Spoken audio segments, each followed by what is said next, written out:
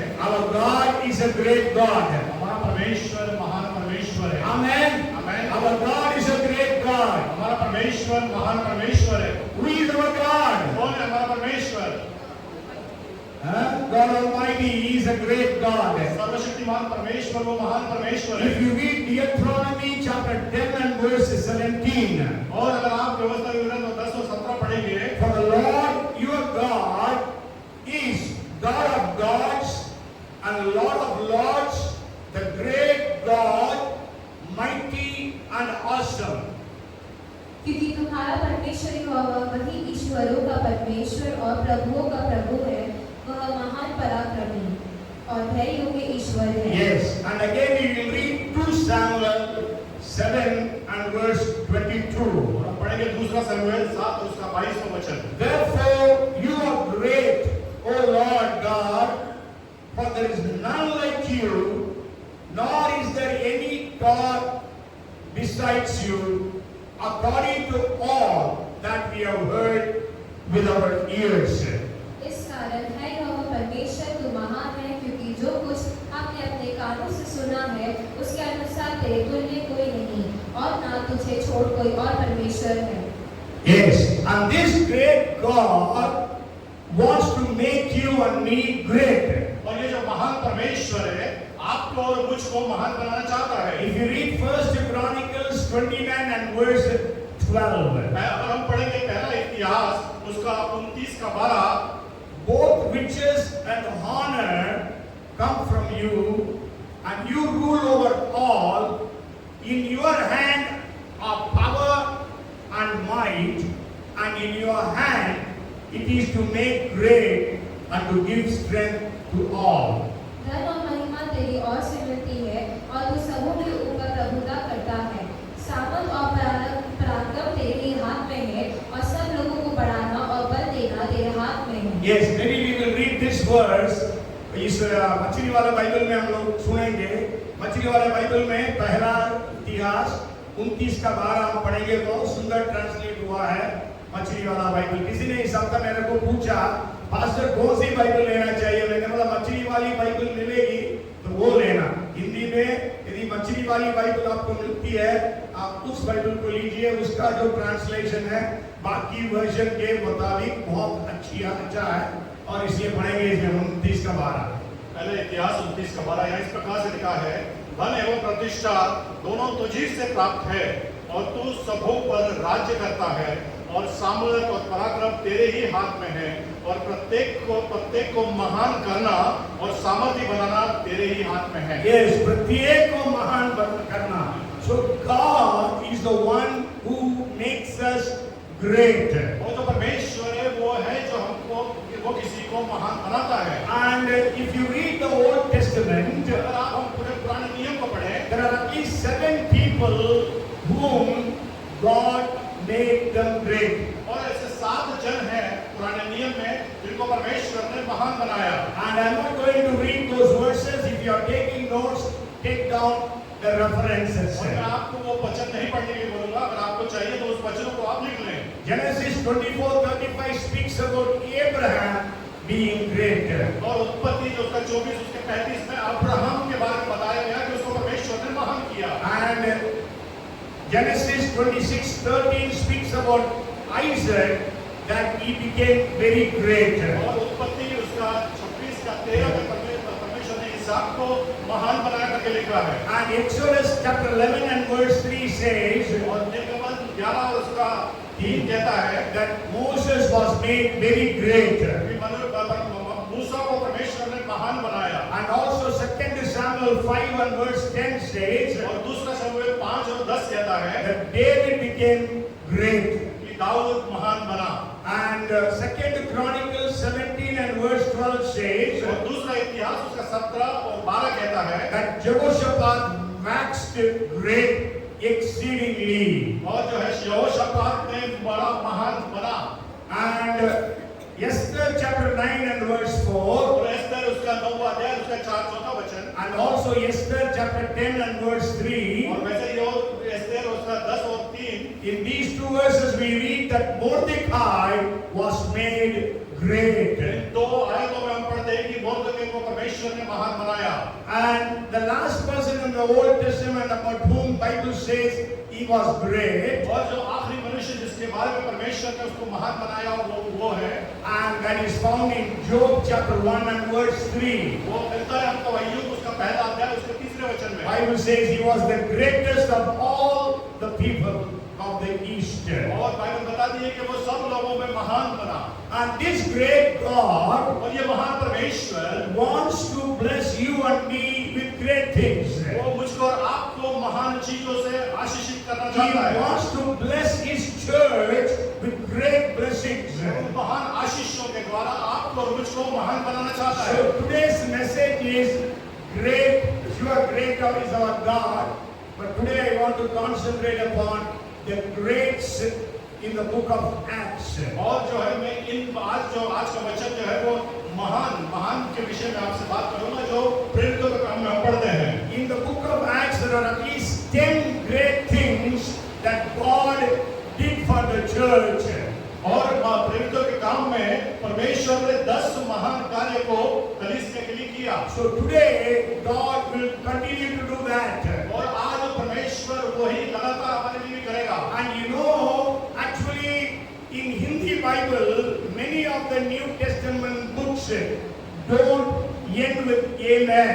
और नए नियम की जो बहुत सी पुस्तकों में जो आखिरी में आमीन करके नहीं कहा गया है हिंदी बाइबल में। But in English only 3 books don't end with amen. और केवल अंग्रेजी जो बाइबल है उसके अंदर 3 पुस्तकों में आमीन करके नहीं कहा गया है। Yes, because there is some reason. Means in the Greek Bible also amen does not come in 3 books. I will give you the reason. और उसमें भी वो मैं जो है ग्रीक यूनानी भाषा में आमीन का कुछ मतलब था जिसका मैं आपको बताऊंगा भी, इसलिए नहीं आमीन लिखा गया है। Okay, you know New Testament is written in Greek. और जो नया नियम है वो जो यूनानी भाषा में लिखा गया। So in the Greek New Testament 3 books don't have amen at the end. और इस कारण से नए नियम में 3 पुस्तकों में आमीन करके नहीं लिखा गया है। Okay, one is the book of Acts. और पहला जो है प्रेरितों के काम, Another one is the book of James. और दूसरे जो याकूब की पुस्तक, And the third one is 3rd John. और जो है तीसरा यूहन्ना। Okay, James and 3rd John, we can see they don't end.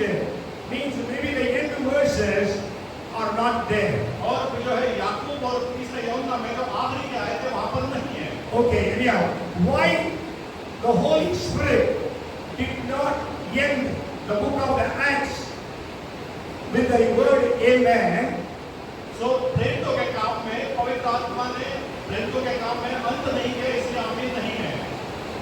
Because we can say the works of the actually the Acts of the Apostles should have been Acts of the Holy Spirit. वास्तविकता में जो प्रेरितों के काम होना था, प्रेरितों के काम की जगह वो पवित्र आत्मा के काम होना था। Yes. So I don't know how they made it as Acts of the Apostles. मुझको नहीं मालूम कैसे उन्होंने प्रेरितों के काम लिखा। Okay, प्रेरितों के काम, it was not inspired. Acts of the Apostles, the title is not inspired by God. और जो एक्ट्स ऑफ द अपोस्टल जो प्रेरितों के काम लिखा गया है वो परमेश्वर के द्वारा प्रेरित नहीं है। है ना? That name, the title is not from God. वो जो नाम है प्रेरितों के काम, वो नाम परमेश्वर के द्वारा प्रेरित नहीं है। Okay, so when we study that book, we can understand that is the book of Acts of the Holy Spirit. और जो पुस्तक को जो हम पढ़ते हैं तो पवित्र आत्मा के काम के विषय में हम देखते हैं। Yes, because Stephen, Philip, they were not apostles. क्योंकि जो है फिलिप्पुस और पतरस, Philip was और फिलिप्पुस थे, वो प्रेरित नहीं थे। and also Paul was not among the 12 disciples. और जो है पौलुस भी था उन 12 चेलों में से नहीं था। But sure, God raised him up as the greatest of the apostles. और परंतु उस प्रेरितों में सबसे उसको महान बोला गया। And because the Holy Spirit wants to continue the works that are written in the book of the Acts of the Apostles, he did not end that book with an amen.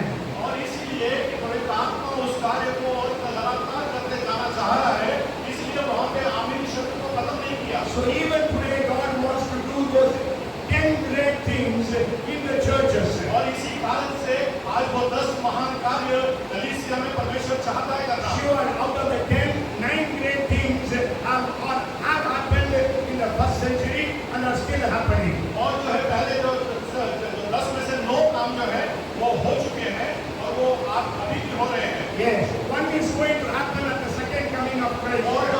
10वां है वो प्रभु यीशु मसीह जब आएंगे तब पूरा होगा। Okay. So the first thing is, if you read Acts chapter 4 and verse 33, और हम पढ़ेंगे देखो के काम उसका 14 अध्याय और 33वां वचन। with great power the apostles gave witness और to the resurrection of the Lord Jesus. और प्रेरित बड़ी सामर्थ के साथ प्रभु यीशु मसीह के सुसमाचार की साक्षी देते थे। You would think. You will probably hold that in English. प्रेरित बड़ी सामर्थ से प्रभु यीशु के जी होने की गवाही देते रहे। Yes. So they had great power. और उनके पास बड़ी सामर्थ थी। What they had, क्या उनके पास था? everyone say, हर एक जन रहे। what did they have? उनके पास क्या था? Say great power. कहे ग्रेट पावर, बड़ी Our सामर्थ। God is a great God. हमारा परमेश्वर महान परमेश्वर So है। He wants to give you and me great power. वो हमको और आपको भी महान सामर्थ को देना चाहता है। Hallelujah. Hallelujah. The first century church had great power, the Bible says. Bible बताती है कि प्रथम शताब्दी की कलीसिया के पास बड़ी सामर्थ थी। Jesus said in Acts chapter 1 and verse 8, और प्रभु यीशु मसीह ने पेत्र के काम उसके पहले अध्याय के 8वें वचन में कहा, when the Holy Spirit comes, you shall receive power. परंतु जब पवित्र आत्मा तुम पर आएगा तब तुम सामर्थ पाओगे। Yes. And now in 4:33 it says they had great power. और अब 4:33 में वो कहता है प्रेरितों के काम में कि बड़ी सामर्थ है उनके ऊपर। So the first century church had great power. वो जो पहले प्रथम शताब्दी की कलीसिया थी उनके ऊपर बड़ी सामर्थ थी। Last Sunday I shared with you that there was a man who brought his demon-possessed son, but the 9 disciples could not cast out that demon. और पिछले सप्ताह मैंने आपको बताया था कि एक मनुष्य अपने दुष्ट आत्मा से ग्रसित बच्चे को लाया था और जो 9 चेले थे उसको नहीं निकाल पाए। Okay, so I ended that message saying that the disciples were powerless. और उस संदेश का मैंने अंत में आपको कहा था कि जो परमेश्वर के जो प्रेरित थे वो यीशु मसीह के जो प्रेरित थे वो सामर्थ रहित थे।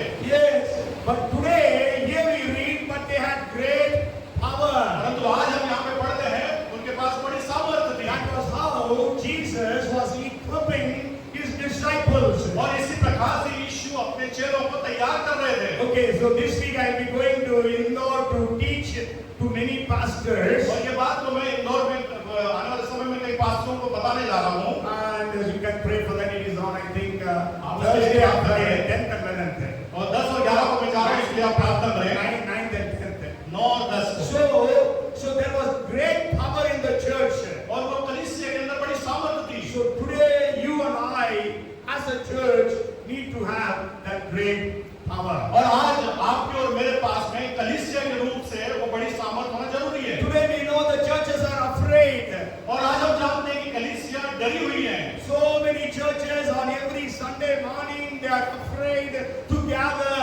और कई कलीसियाएं आज जो है एकत्रित होने के लिए इतवार की सुबह में डरी हुई है। As I told you last Sunday, I think maybe in May, almost 90% of the churches in Chhattisgarh are closed down. और आपको मैंने बताया पहले भी आपको बता रहा हूँ कि 90% कलीसिया जो छत्तीसगढ़ की है वो बंद हो चुकी हैं। Because they cannot gather in a house. क्योंकि वो घरों में एकत्रित नहीं हो पा रहे हैं। Because 90% of the churches in Chhattisgarh are built in residential areas. Ground floor is the church. Upstairs the pastor lives, or downstairs the pastor lives. Upstairs is the church hall. क्योंकि 90% लोग वहाँ के जो है वो उन्होंने अपने रहवासी जगह पे कलीसिया को बनाया। नीचे कलीसिया है, ऊपर पासवान रहते हैं, या नीचे पासवान रहते हैं, ऊपर कलीसिया है। ऐसे होने की वजह से 90% कलीसिया अभी बंद है। But then we know here the church had great power. परंतु यहाँ पर हम देखते हैं कि कलीसिया के पास बड़ी सामर्थ है। So today you and I need to have that great power. और इसलिए आज हमारे पास, मेरे और आपके पास में बड़ी सामर्थ होना है। As I told you, the word dunamis is the Greek word for power. और मैंने आपको पहले बताया था, दुनामिस जो है, जो ग्रीक शब्द है, उसका मतलब है सामर्थ। Okay, from dunamis, the Greek word, the English word dynamite comes. और डिनामिस से अंग्रेजी शब्द डायनामाइट आता है। We know what dynamite means. That is the power to break things. और डायनामाइट जो उसका अंग्रेजी में जिसका मतलब है, बहुत सारी चीज को फाड़ना। We spoke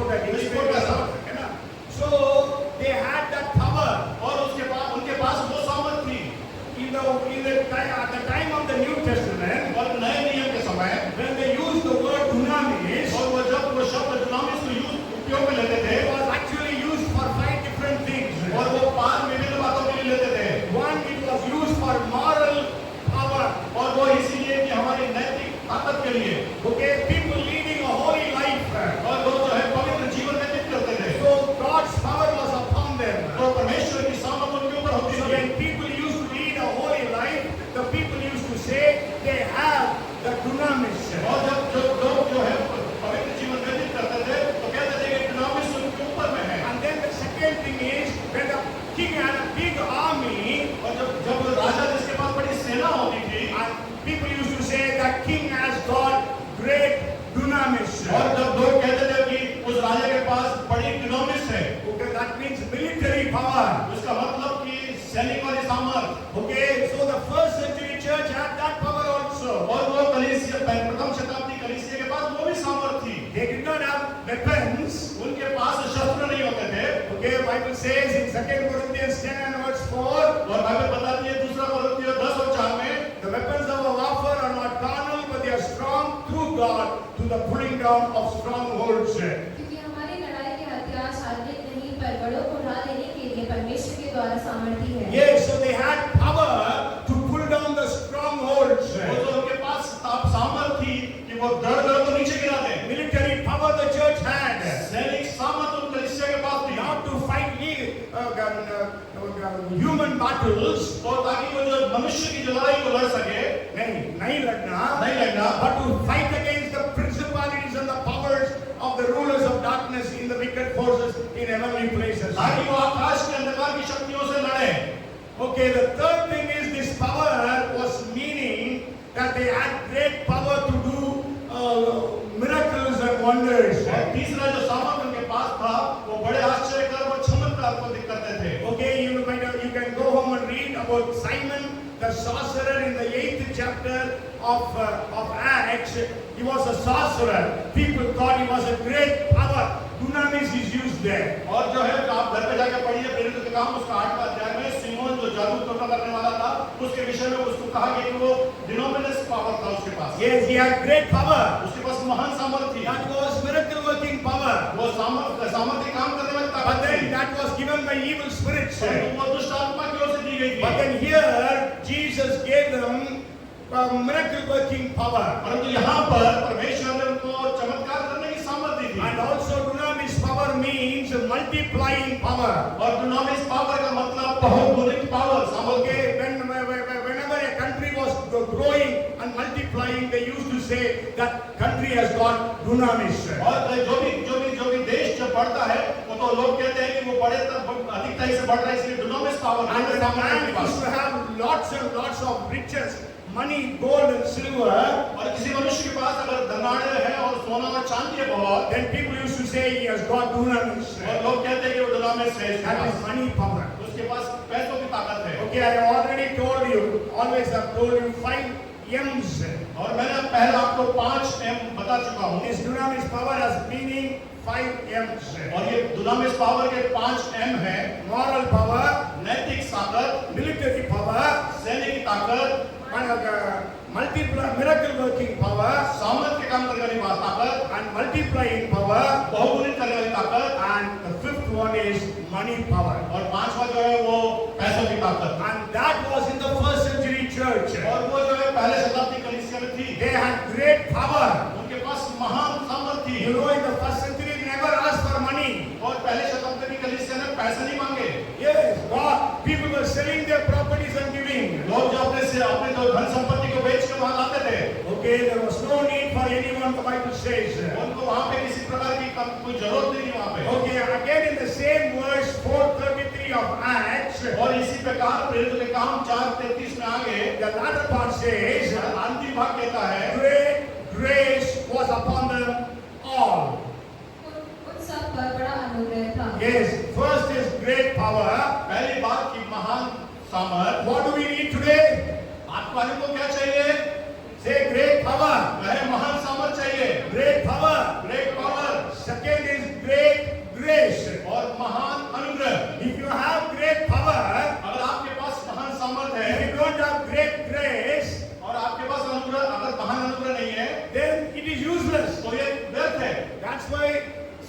says, इसीलिए सुलेमान कहता he है had great power. वो उसके पास महान सामर्थ है, Yes, he had money. Yes, उसके पास पैसा है, and he had military power. उसके पास सैन्य सेवा He had multiplying power. उसके पास बहुगुणित करने वाली सामर्थ है। And but he says, unless the Lord builds the house, the laborers labor in परंतु vain. वो कहता है कि जब तक यहोवा परमेश्वर घर को न बनाए तो सब व्यर्थ है। So today the churches need grace. और जो आज कलीसिया को चाहिए वो है अनुग्रह। Today even the churches which are being persecuted, और आज जो कलीसिया जो सताई जा रही है they need great grace. वो उनको महान अनुग्रह की आवश्यकता है। Amen. Amen. You know in Chhattisgarh what is happening? आपको मालूम है छत्तीसगढ़ में क्या हुआ? The churches are being persecuted. और जो कलीसिया वो सताई जा रही है But who is supporting the churches now? और आप कौन उनको सपोर्ट कर रहा है, कौन उनको मदद कर रहा है? Huh? Bhimsena. Bhim Sena. We went to Harda, हम अभी पिछले समय हरदा गए थे, and there the pastor was telling, वहाँ पासवान कह रहे थे they were telling all the Gentiles, all the non-Christians around us, they say, Pastor, कभी भी चर्च बंद नहीं करना. Hallelujah. Praise the Lord. The neighbors, all the Gentile neighbors, all the non-Christian neighbors, they say, Pastor, please don't close down the church. और जो आसपास के जो पासवान के लोग थे वो कहते हैं पासवान चर्च को बंद मत करना। Because they were telling, there is a gate that the railways department has opened for them because there is a church there. Railway ने. और रेलवे डिपार्टमेंट ने क्योंकि एक दरवाजा वहाँ पे खोला है जहाँ से वो चर्च की एंट्री होती है। Yes. So they say if the church is closed down, that door or that gate also will be closed down by the railways. और अगर बता देते आपको कि अगर वो कलीसिया का दरवाजा उन्होंने बंद किया तो रेलवे का दरवाजा भी हम बंद कर देंगे। So that means for them to go down, they have to go many miles to go into the city. और उसका मतलब कि अगर वो दरवाजा बंद कर दिया तो कई मील चल के उनको शहर में जाना पड़ेगा। Hallelujah. Hallelujah. So there was great grace upon the church. तो इसका मतलब कि बड़ी सामर्थ कलीसिया के ऊपर में है। बड़ा अनुग्रह. अनुग्रह। We need grace. हमको अनुग्रह की आवश्यकता है। Hallelujah. Hallelujah. You may have power. You may have power. आपके पास सामर्थ हो सकती है, But if you don't have grace, और it will be of no use. आपके पास अगर अनुग्रह नहीं है तो वो किसी काम का नहीं। Hallelujah. You know, 1 Corinthians 15 and verse 10, what does Paul say? पहला कुरिन्थियों 15:10 में पौलुस क्या कहता है? But by the grace of God, I am what I am, and His grace toward me was not in vain, but I labored more abundantly than they all, and yet not I, but the grace of God which is with me. परंतु मैं जो कुछ भी हूँ परमेश्वर के अनुग्रह से हूँ, उसका अनुग्रह जो मुझ पर हुआ वो व्यर्थ नहीं हुआ, परंतु मैंने उन सब से बढ़कर परिश्रम नहीं किया तो भी यह मेरी ओर से नहीं हुआ, परंतु परमेश्वर के अनुग्रह से जो मुझ पर था। Yes, amen. Praise the Lord. So there was great grace upon the church. जो कलीसिया के ऊपर महान अनुग्रह था। Okay, I will go to the third point. और मैं तीसरे बिंदु की ओर जाऊंगा। If you read Acts chapter 5 and verse 5, और अगर आप प्रेरितों के काम उसका 5वां अध्याय 5वें वचन को पढ़ेंगे and also 5 and verse 11, और 5 और 11 को पढ़ेंगे, we will read 5 and verse 11. हम 5 और 11 को पढ़ेंगे। So great fear came upon all those who heard these things. सारी कलीसिया पर और इन बातों की सब सुनने वालों पर बड़ा भय छा गया। So great fear, say great fear. तो कहे महान भय, Great fear. महान भय, That is fear of God. वो है परमेश्वर का भय। It is not speaking about fear of man. वो ये जो डर है वो सांसारिक मनुष्य के डर के विषय में नहीं है। You know, as I told you, many churches are now afraid to gather. और वैसे मैंने आपको कहा कि कई कलीसिया एकत्रित होने के लिए अभी डर रही है। Yes, many believers are afraid to come to the church. कई विश्वासी लोग कलीसिया में आने के लिए डर रहे हैं। But here there was great fear that fell upon everyone in the church and upon all those who heard those things. और ये जो यहाँ पे है बड़ा डर उनके उस कलीसिया के ऊपर छा गया जो वहाँ पे आते थे। Means fear of God. इसका मतलब परमेश्वर का बड़ा भय। So the church had great power. पहली बात तो पर कलीसिया के ऊपर बड़ा सामर्थ है। Then they had great grace. और दूसरा उनके ऊपर बड़ा अनुग्रह है। And then the third one is they had great fear of God. और उनके ऊपर एक बड़ा परमेश्वर का भय है। If you read Romans 3:18, और अगर हम पढ़ेंगे रोमियो 3:18 को, where the Bible says there is no fear of God before their eyes. उनकी आंखों के सामने परमेश्वर का भय नहीं। Today people don't have fear of God. आज परमेश्वर के लोगों को परमेश्वर का भय नहीं है। You know what is the definition for fear of God? आपको मालूम है कि जो इसका जो डेफिनेशन है वो क्या है परमेश्वर के भय की? Huh? What is the definition for fear of God? It is given in the Bible. I have also told you many times. Bible में दी गई है, मैंने कई बार आपको बताया है।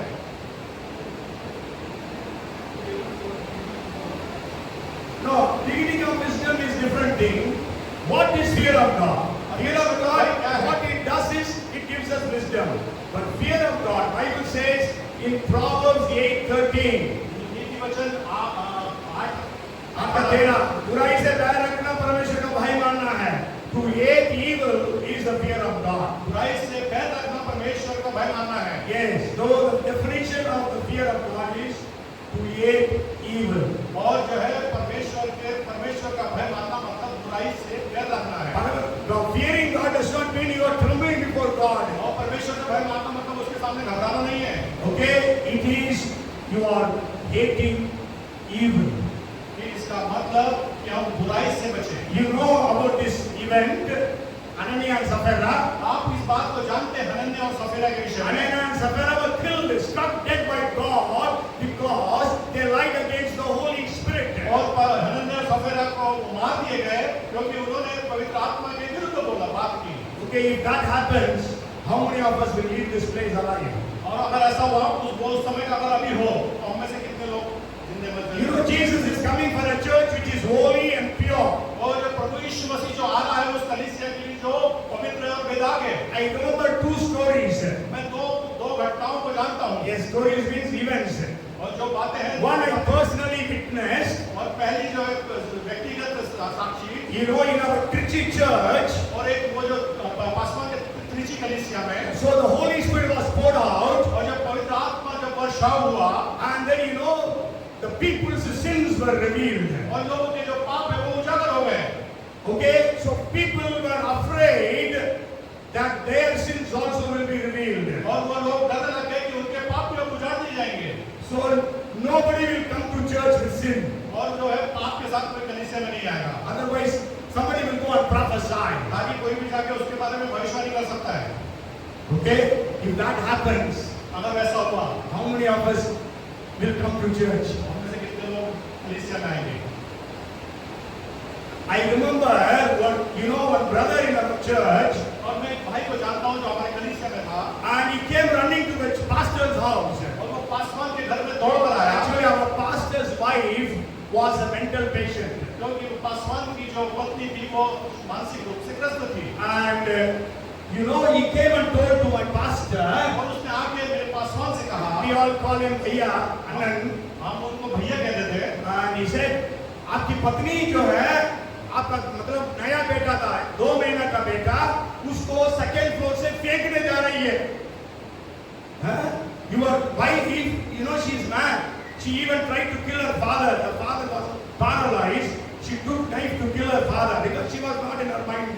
और वो अपने आप में नहीं थी, वो बच्चे को 2 महीने के ऊपर से फेंकने वाली थी और अपने जो पिताजी थे उसको चाकू से मारने वाली Okay, थी। the brother came and told pastor, this is what is happening. और वो भाई ने आके पासवान से कहा कि ये सब हो रहा है। And my pastor ran to the second floor. और पासवान जो दौड़ कर दूसरे She was about to throw the newborn वो child.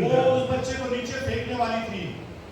So, if God reveals our secrets, और अगर परमेश्वर हमारे गुप्त बातों को उजागर करे, so what will happen in our midst? क्या होगा हमारे मध्य There में? will be fear of God in our midst. हमारे मध्य में परमेश्वर का भय आ जाएगा। That's why 14:25 of 1 Corinthians says, 14:25 पहला कुरिन्थियों इस प्रकार से कहता है वहाँ पे, if an unbeliever comes and his secrets are revealed, पढ़िए उसको वो पहला कुरिन्थियों 14:25, और उसके मन के भेद प्रकट हो जाएंगे और तब वह मुख्य बदले हुए परमेश्वर को दंडवत करेगा और मान लेगा कि सचमुच परमेश्वर तुम्हारे बीच में है। Yes, thus the secrets of his heart are revealed, and so falling down on his face, he will worship God and report that God is truly among you. Okay, the second incident that I want to share, और दूसरा जो घटना मैं आपको बताना चाहता हूँ, and this I have not seen, ये मैंने देखी नहीं but है, I have heard. मैंने सुना है। And Brother Paul Saravanan is here.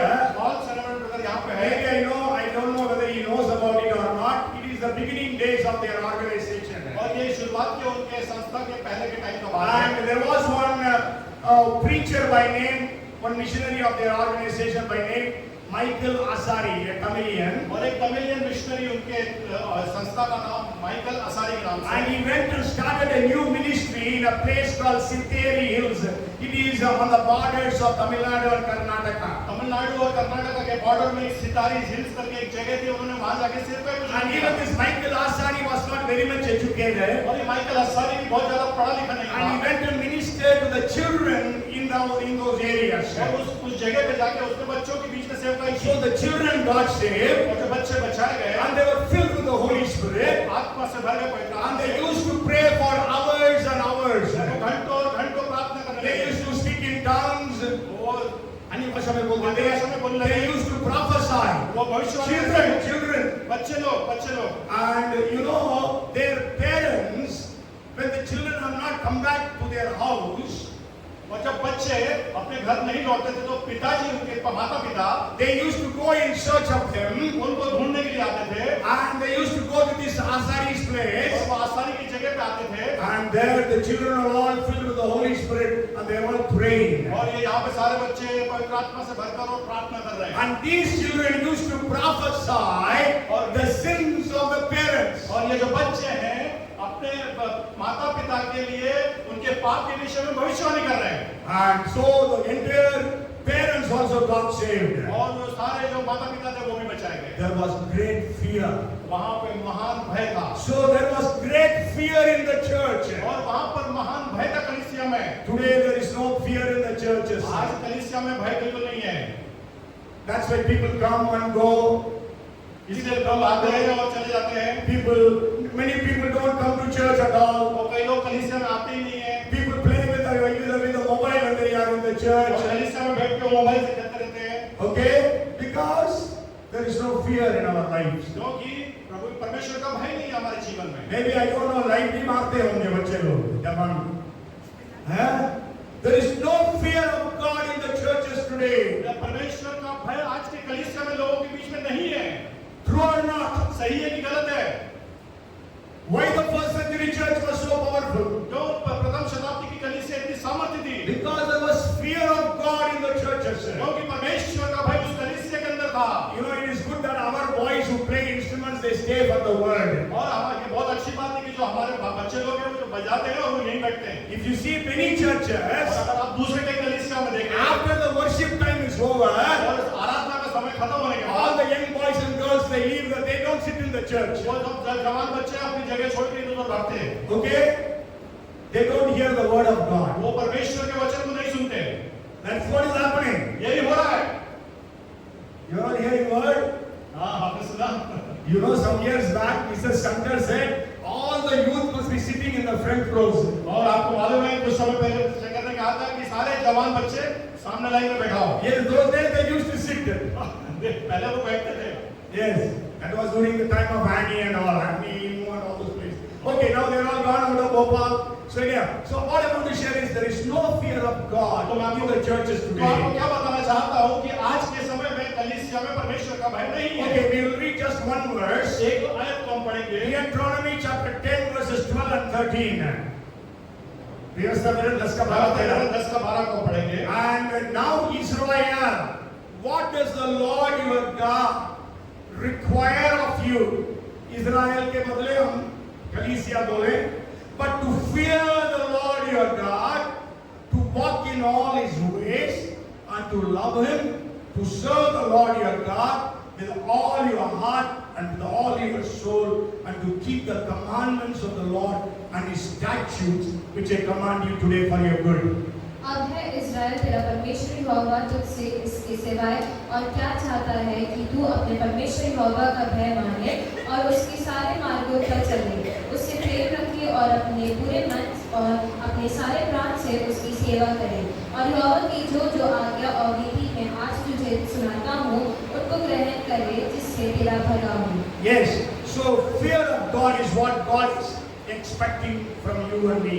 तो जो परमेश्वर मुझसे और आपसे जो अपेक्षा करता है कि परमेश्वर का भय हमें होना है। What is the fear of God? परमेश्वर का भय क्या है? To hate evil. कि बुराई से तिरस्कार करना। Yes. That is not sinning. इसका मतलब पाप नहीं करना। Yes. And then the fourth great in the Acts. और जो प्रेरितों के काम में चौथा जो महान है, You know, when I was preparing this message this week, I have preached this message many years back and many places, hundreds of places I have preached this message. और ये जब संदेश को मैं इस सप्ताह में तैयार कर रहा था, ये संदेश मैंने पहले भी कई जगह पे सैकड़ों जगह पे मैंने इसको प्रचार किया है। है ना? I have preached in hundreds of places और maybe. सैकड़ों जगह पे मैंने इसको प्रचार किया है। And you know, but this week when I was preparing, परंतु इस सप्ताह जब मैं उसको तैयार कर रहा था, earlier I used to preach about 7 grades, पहले तो मैं 7 महान बातों के बारे में बता रहा but था। this week I found 10 grades. और इस सप्ताह जब मैं पढ़ रहा था तो 10 महान बातें को देखा। And not only that, grades in the books of the Gospels. तो ना केवल प्रेरितों के मतलब सुसमाचार के पुस्तक में, So the grades of the Gospel also I am preparing now. तो जो सुसमाचार की महान बातें वो भी मैं तैयार कर रहा हूँ। सुसमाचार के किताबों में जो महान बातें हैं वो, and also the grades in the epistles, और जो पत्रियों में जो महान बातें हैं उसको भी मैं तैयार कर रहा हूँ। and also grades in Revelation. और जो है अनुग्रह जो है वो प्रकाशित वाक्य में, And a grade in the book of Revelation. और जो है महान बातें जो है वो प्रकाशित वाक्य के अंदर। There are many grades in the book of Revelation. महान बहुत सारी बातें हैं प्रकाशित वाक्य में। Okay, yeah. So the fourth thing is, तो चौथी बात जो है, that is the verse that we read during the Bible reading time. और वो जो वचन हमने बाइबल में पठन के टाइम में पढ़ा, Acts chapter 6 and verse 7. और प्रेरितों के काम उसका 6वां अध्याय उसका 7वां वचन। There the Bible says the word of God grew and the number of disciples multiplied greatly in Jerusalem, and a great company of priests, they obeyed the faith.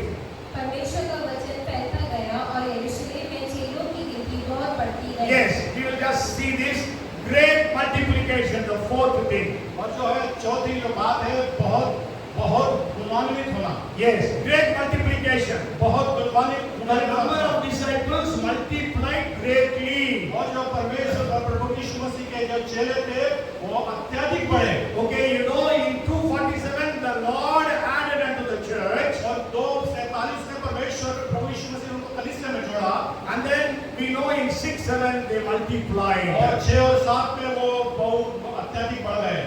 Okay, so great multiplication. तो बहुतायत से गुणवान्वित। Say great multiplication. कहे great multitude.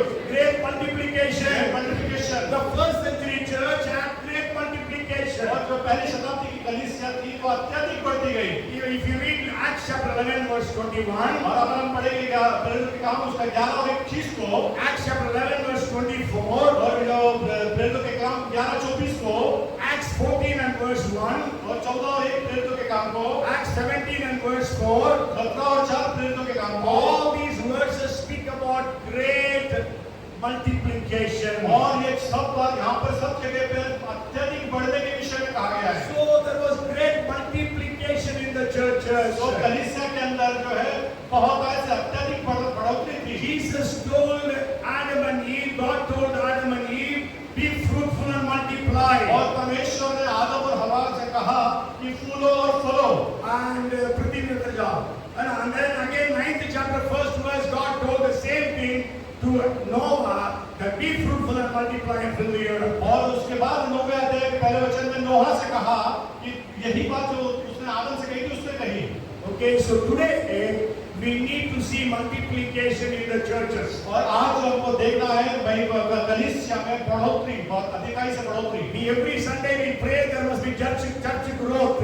और हर इतवार को हम आगे प्रार्थना करते हैं कि कलीसिया में बढ़ोतरी को हो। We pray the churches must grow and multiply. और जो कलीसिया बहुतायत से बढ़े हम प्रार्थना करते हैं। And so there was great multiplication in the first century church. तो प्रथम शताब्दी की कलीसिया में अत्यधिक बढ़ोतरी थी। So when the Holy Spirit comes upon the churches, और जब पवित्र आत्मा कलीसिया के ऊपर आता था, when there used to be multiplication, और वो बढ़ते चले जाते थे। that's why whenever there was a revival, और जहाँ कहीं भी जब वो जागरण of people accepted Jesus. तब जो है लाखों की संख्या में लोग प्रभु को अंगीकार करते When हैं। there was an Indonesian revival, और जब इंडोनेशिया में जागृति आई, 8 crores of Muslims accepted Jesus.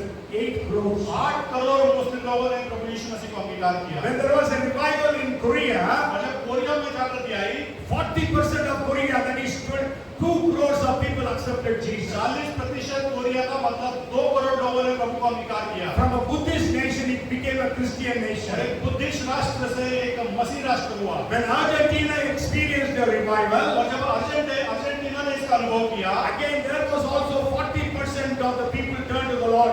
2 crores. और उसके बाद उनके साथ भी जो है 40% लोग मतलब 2 करोड़ लोग प्रभु के पास आए। Can you imagine if it happens in India, what will be the thing? और आप क्या सोच सकते हैं कि अगर इस प्रकार से अगर भारत में हो तो कैसा होगा? 40% of India is 40% भारत का मतलब 56 crores. Maybe more than that. 40, yeah, maybe more than that. So many crores. I was telling all the pastors where I was meeting them. और बहुत मैं पासवानों को बता रहा था जब मैं वहाँ बोल रहा था, Okay, I told if thousands of people accept Jesus, who will come and persecute us? और Who will come and persecute us? अगर हजारों लोग अगर बचाए जाएंगे और आएंगे तो कौन हमको सताने वाला है? Yes, Sivo, Khandwa, all these pastors have gone to jail. Okay, even in Bethel, Allah. So if God sends a revival and thousands of people are accepting Jesus every day, what will happen? और अगर सैकड़ों हजारों लोग अगर परमेश्वर में जुड़ गए, प्रभु यीशु मसीह में अंगीकार करेंगे तो कौन हमको So सताएगा? let's pray for great तो multiplication. हमें प्रार्थना करना है कि अत्यधिक बढ़ोतरी हो। You know, maybe you may remember my message. I preached about how the first century church had multiplication. और आपको याद होगा शायद मैंने पहले आपको बताया था, मैंने आपको यहाँ से प्रचार किया था कि प्रथम शताब्दी की कलीसिया कैसी थी And how they were multiplying. और कैसे वो गुलामित हुए। Okay, it is on the YouTube तो also. YouTube पे भी है वो। I once preached in the combined service. The last combined service I preached that. और एक जो कंबाइंड सर्विस जो पहले फ्रेंडशिप डे पे होती थी, उसके ऊपर मैंने उसको संदेश दिया The था। last combined service that was together, I think it was in 2019. I preached this message on multiplication. मेरे को याद है कि शायद वो 2019 में हुई थी, आखिरी जो सब कलीसियाओं की एक सभा हुई थी, उसमें मैंने प्रचार किया था। There were about, I think, 23 churches gathered. We were in BSS auditorium. और वहाँ पे शायद 20 कलीसिया एकत्रित हुई थी और BSS के ऑडिटोरियम में। Okay, so anyway, what I want to share is we need to see multiplicational growth in the churches in India. और अब क्या मैं आपको बताना चाह रहा हूँ कि कलीसिया के अंदर बढ़ोतरी होना अनिवार्य है। There must be great multiplication in the churches in Bhopal and Madhya Pradesh. Bhopal और मध्य प्रदेश में बढ़ोतरी होना जरूरी है। Anybody remembers? I gave 5 points starting with the I alphabet. आपको किसी को याद है कि मैंने 5 बिंदु दिए थे और जो है इंग्लिश के आई से शुरू होते हैं वो? Anybody remembers? किसी को याद है?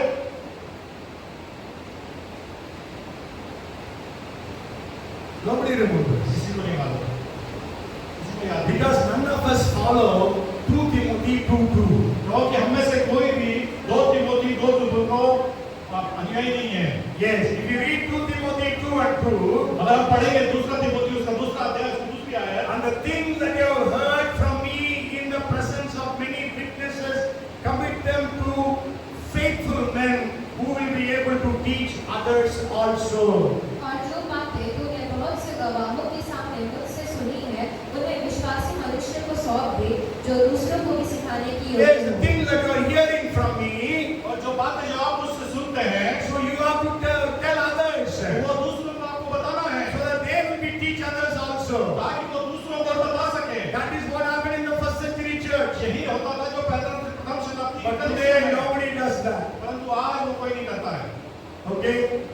Pastor preaches, nobody is desirous to learn things and go and teach others. और किस पास्टर को प्रचार करते हैं, और तो किसी के पास इच्छा नहीं कि उसको सीख के दूसरों को बताए। Okay? Because we are just happy with our jobs, with our families, with our money, with all those things. क्योंकि हम सब बड़े खुश हैं अपने व्यवसाय से, अपने नौकरी पेशे से, अपने परिवारों से। Or we don't have burden for souls. और हमारे पास बोझ नहीं है आत्माओं का, We don't have burden to see churches in India growing, और हमारे पास बोझ नहीं है कि हम भारत की कलीसिया को बढ़ते हुए देखें, and we don't have burden even for the state of Madhya Pradesh. और हमारे पास मध्य प्रदेश राज्य के लिए भी बोझ नहीं है। You know, I wrote in the Peniel family, 20 districts we are praying for. और मैंने जो है पेनियल परिवार के व्हाट्सएप ग्रुप पे लिखा है 20 जिलों के लिए हम प्रार्थना कर रहे हैं, And you know, out of the 20 districts, one district has 0% Christians. और उस 20 जिलों में से एक जिले में 0% मसीही है। That is Agar Malwa. अगर मालवा वो जगह का नाम है, And 11 districts out of the 20 districts have got 0.1% Christians. और उन 20 में से 11 जो जगह है उसमें से 11.1 लोग हैं। 0.1%, 0.1% क्रिश्चियंस है, वो भी क्रिश्चियंस, विश्वासी नहीं है। So this is the condition. तो ये है आज की स्थिति। We have to have a burden. हमारे पास बोझ होना है। The church was multiplying greatly. और जो कलीसिया है बहुत अत्यधिक बढ़ रही थी। Okay, the fifth thing I want to share with you. और जो पांचवी बात मैं आपको बताना चाहता हूँ, The same verse, Acts chapter 6 and verse 7. और जो प्रेरित काम उसके 6वां अध्याय उसके 7वें आयत में ही The बताया latter है। verse says, great many of the priests were obedient to the faith. और याजकों का एक बड़ा समाज इस मत को मानने वालों हो गया। Yes, a great company of priests. और बहुत से याजकों का मत, And during the times of the New Testament, और नए नियम के समय में they say there were 18,000 priests in the city of Jerusalem. और वो कहते हैं कि 18,000 जो है याजक लोग यरूशलेम में थे। Okay, you know there was only one religion in Jerusalem and that was Jewish religion. और वहाँ पे एक ही जो है जाति थी, एक ही है वो है यरूशलेम में यहूदी। Okay, so their priests, many of them, great company of them, accepted Jesus. और उनके जो याजकों में से बहुत से थे, उन्होंने यीशु को अंगीकार किया। So today, if you want to say, और यदि आज हम बोले इसको, और अगर हम आज इस बात को बोले, you know the priests during the days of Jesus and the New Testament, यीशु मसीह के समय में जो याजक लोग थे, okay, in the Old Testament they were religious leaders. और पुराने समय में वो जो है वो जो है धार्मिक लोग थे। Yes, धार्मिक गुरु थे, है ना, पुराना नियम में, बट नया नियम में, जीसस के टाइम में और चेलों के टाइम में, during the time of our Gospels and the Acts of the Apostles, they were not only religious leaders, ना केवल वो यीशु के समय में धार्मिक गुरु थे, but they are also political leaders. वो है राजकीय गुरु भी थे, राजकीय अगुवे भी थे। Means today the prime minister, chief minister, they were like that. वो आज के समय के प्रधानमंत्री और मुख्यमंत्री इस प्रकार से, Means they were religious leaders तो इसका मतलब कि वो धार्मिक गुरु थे, and they were political leaders. वो राजकीय अगुवे थे, राजनीतिक राजनीतिक अगुवे थे। Okay, and then the third thing, they were all moneyed people. और वो लोग बहुत पैसे वाले धनढ्य थे, So we can say influentials. और उनका जो प्रभाव बहुत था। And then they were the most educated people of that time. और उस समय के लोग बहुत पढ़े लिखे लोग थे। Okay, that's why they said about Peter and John, these people were unlearned and ordinary. और इसीलिए वो पौलुस और पतरस के विषय में कहते थे, पौलुस नहीं, पतरस और यूहन्ना के विषय में। पतरस और यूहन्ना। यूहन्ना के विषय में कहते हैं कि ये अनपढ़ है और सामान्य लोग Yes, हैं। Paul was very learned. You must understand. Paul was, we can say in today's terms, 2 PhDs he had. और पौलुस तो बहुत पढ़ा लिखा हुआ था, और आज के हिसाब से उसके विषय में बोलेंगे तो वो डबल PhD था। Okay, but then other disciples, means the 12 disciples of Jesus, they were all uneducated people. परंतु जो 12 शिष्य थे यीशु मसीह के, वो अनपढ़ थे। So there was a great group of political leaders, religious leaders, influentials, intellectuals who accepted Jesus in today's terms. और आज के संदर्भ में अगर हम कहें, उस समय के जो लोग थे, जो याजक लोग थे, वो लोग बहुत ही पढ़े लिखे, बहुत ही राजकीय गुरु और वो राजनेता लोग थे। Okay, so today we have to say the political leaders, great company of political leaders of India accepted Jesus. और आज के समय में कहेंगे कि जो बहुत सारे जो राजनेता है उन्होंने प्रभु यीशु मसीह को ऐसा ग्रहण किया। The company of religious leaders of India accepted Jesus. कई ऐसे धर्मगुरु जो उन्होंने यीशु मसीह को अंगीकार किया। Okay, many great intellectuals and influentials of India accepted Jesus. और बहुत सारे प्रभाव करने वाले लोग और वो जो पढ़े लिखे लोग उन्होंने यीशु को स्वीकार किया। Okay, so let that happen in India. और ऐसा यीशु इस भारत में होने पाए। Bhopal, let it happen. वो भोपाल में ऐसा होने पाए। How many religious leaders will be there in Bhopal? कितने प्रकार के जो धर्मगुरु है भोपाल में, है ना? कितने होंगे? कितने होंगे? Okay, we know many religions are there. I don't know whether there will be 18,000 or more. I don't know. और वो कितने साल होंगे मुझको नहीं मालूम, हो सकता 80,000 या बहुत नहीं 18,000. 18,000 18,000 were in Jerusalem. So I don't know how many would be there in Bhopal. 18,000 यरूशलेम में थे, भोपाल में कितने होंगे मुझको नहीं मालूम। How many political leaders are there in Bhopal? कितने जो है राजनेता लोग यहाँ पे भोपाल में हैं। So we need to pray for their salvation. और उनके उद्धार के लिए हमको प्रार्थना करना है। And then maybe with the sixth thing I will end today. और छठवीं बात को मैं यहाँ पे अंत करूँगा। And today because we are having the Lord's table. क्योंकि आज प्रभु भोज का विधि भी है। 6th chapter and the 8th verse says. और छठवां अध्याय का 8वां वचन कहता है। Yes. स्तिफनुस अनुग्रह और सामर्थ से परिपूर्ण होकर लोगों में बड़े-बड़े अद्भुत काम और चिन्ह दिखाया करता था। Yes, Stephen, full of faith and power, did great wonders and signs among the people. So the sixth thing is great wonders and signs. और जो छठवीं बात है महान आश्चर्य कर्म और महान चमत्कार। Yes, the first thing is great power. पहली बात जो है महान सामर्थ। And second is great grace. और जो है दूसरी बात जो है महान अनुग्रह। And third one is great fear of God. और तीसरी बात जो है महान परमेश्वर का भय। Fourth one is great multiplication. और चौथा जो है वो बढ़ोतरी multiplication. And the fifth is great company of religious leaders turning to the Lord. और जो पांचवा बिंदु है जो राजकीय नेता और जो बड़े-बड़े धर्मगुरुओं को प्रभु यीशु मसीह के पास आने का। And that is also great company, not one or two, great numbers. बहुत अच्छे। Okay, and the sixth thing is great signs and wonders. और जो बड़े सामर्थ और चमत्कार। So there was, see, Stephen was not one of the 12 disciples of Jesus. और जो स्तिफनुस था 12 चेलों में से एक नहीं था। We don't have any God saved.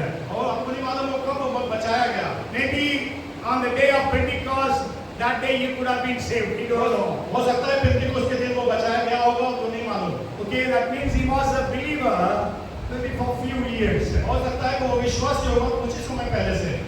Maybe 3 years. माने कि 3 साल से। Because this happened before the conversion of Saul or Paul. और ये जो हुआ शौल और पौल के परिवर्तन के पहले हुआ। Okay, Saul was converted in 34 AD. और जो शौल है वो 34 AD में परिवर्तन किया। Okay, and then that means this Stephen could have been, and the church was maybe for 3 years now old, 3 years old. और हो सकता है कि ये जो कलीसिया है उसके पहले 3 साल पुरानी होगी। Okay, so Stephen was a believer just for 3 years. तो जो स्तिफनुस था वो 3 साल से केवल जो है How विश्वासी था। many years you are a believer today? आज आप कितने साल से विश्वासी हैं? Huh? How many years you are believers? कितने सालों से विश्वासी हैं?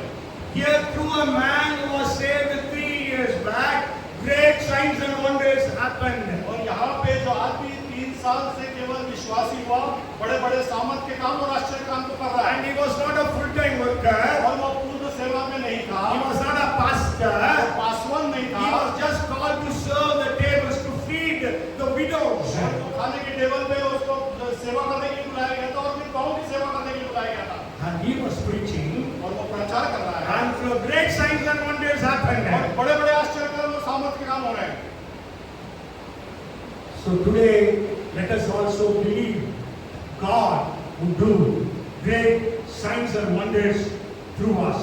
और आज हम विश्वास करें कि परमेश्वर बड़े-बड़े महान सामर्थ के काम और चमत्कार हमारे द्वारा से करे। Yes, He will do through you, through you, through you. वो करेगा आपके द्वारा से, आपके द्वारा से, आपके क्योंकि ये परमेश्वर का आपके लिए प्रॉमिस है। Mark chapter 16 verses 17 18 say, मरकुस का सुसमाचार उसका 16वां अध्याय 17 और 18 कहता है, these signs shall follow those who believe in my name. They will cast out demons.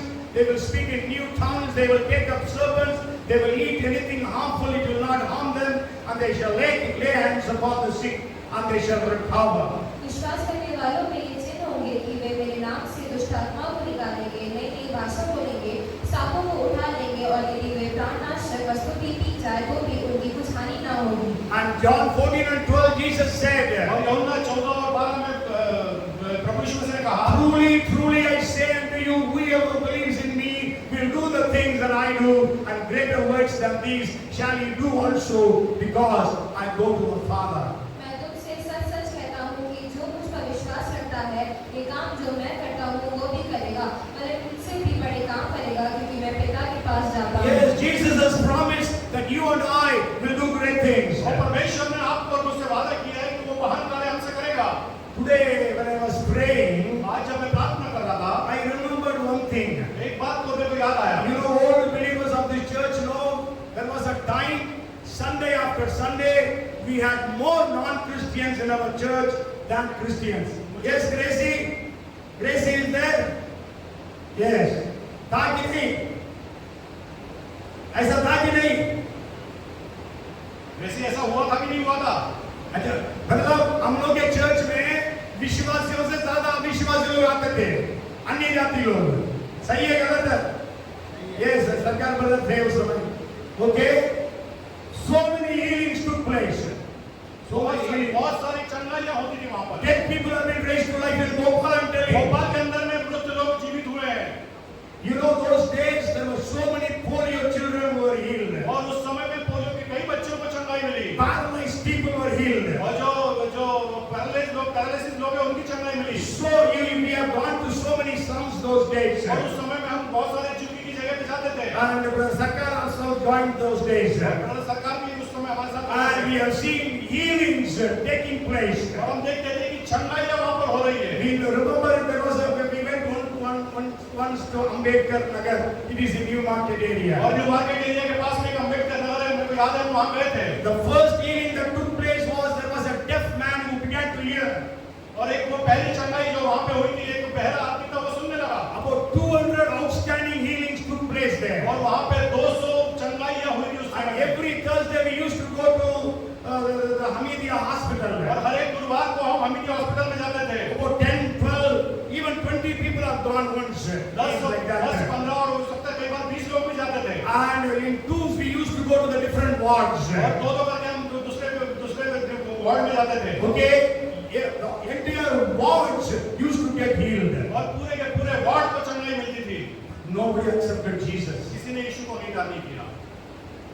But today I was praying like this. परंतु आज मैं इस प्रकार से प्रार्थना कर There रहा have था। been lots and lots of healings that have taken place. और बहुत सारी चंगाइयाँ हुई है In पहले। 1990 there was Peter Englund's crusade. और 1990 में पीटर एंगलिन का एक क्रूसेड हुआ था। Those who have been here in Bhopal that time. और जो लोग यहाँ पे भोपाल में उस समय यहाँ थे, The first 3 days the newspapers of Bhopal carried frontline news that people have been healed in large numbers. और जो है मुख्य प्रमुख जो समाचार पत्र हैं उसके अंदर में पहले पन्ने में लिखा था कि कई लोगों ने चंगाइयों को प्राप्त किया। There were photographs to prove that in that newspapers. और उस न्यूज़पेपर के अंदर चित्र भी दिए गए थे कि चंगाई हुई है। Okay, but on the 4th day they threw bombs.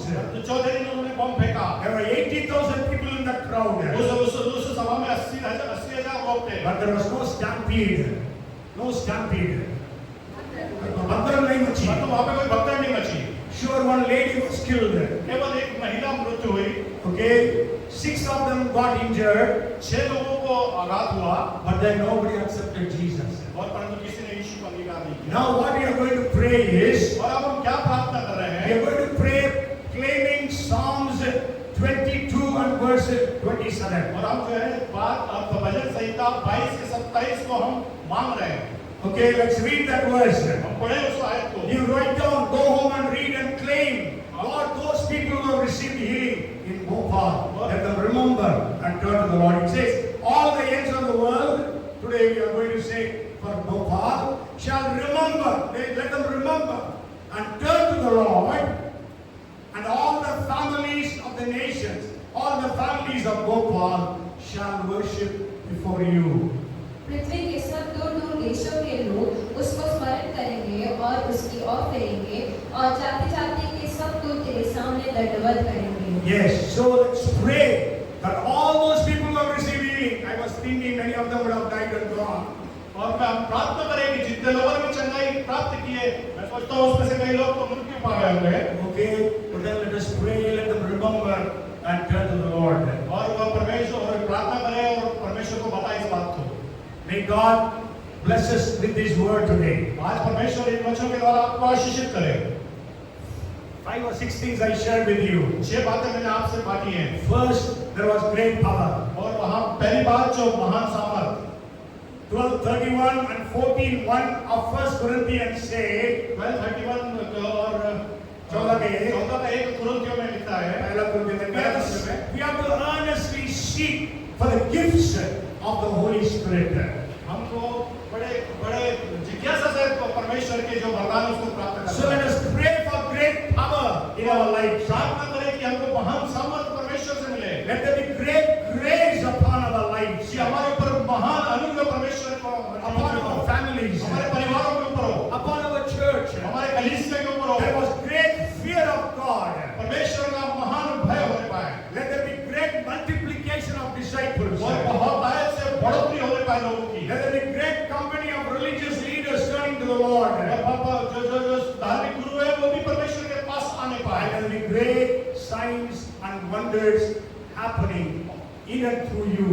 और जो महान आश्चर्य कर्म और सामर्थ्य के काम आपके द्वारा से होने पाए। Let God do in Gopal. Let God do in Gopal. और परमेश्वर इसको भोपाल में करे। Let God do in Madhya Pradesh. Madhya Pradesh में करे। Let God do in the nation in India. और भारत राष्ट्र में करे। Let also God do it in the nations of the world. और राष्ट्रों में करे इस बात को परमेश्वर। So let us pray for these six things to happen. और ये परमेश्वर से प्रार्थना करें कि 6 बातें होने पाए। Come, let us pray. आइए प्रार्थना करें। Great God, महान परमेश्वर, there is none who is like unto you. और आपके समान कोई नहीं है। You make us great. आपने हमको महान बनाया है। You made the first century church great. आपने प्रथम शताब्दी की कलीसिया को महान कलीसिया बनाया। And they could turn the world upside down. ताकि वो उस देश को उलट-पुलट कर सके। Today, your church is here. परंतु आज आपकी कलीसिया यहाँ पर है। Revive the churches. और जागृत करें कलीसिया को। Restore that power in the churches of India. और भारत के चर्चों के कलीसियाओं के अंदर में वो सामर्थ को पुनर्स्थापित करें। That the churches in India have great grace. और परमेश्वर इस भारत के कलीसिया के अंदर में बड़ा अनुग्रह हो। That there be great fear of God in the churches. और परमेश्वर आपकी कलीसिया के अंदर महान भय हो आपका। That there be great signs and wonders happening. और महान चिन्ह और चमत्कार होने पाए। So many thousands and thousands have accepted Jesus, have received the healing power of God.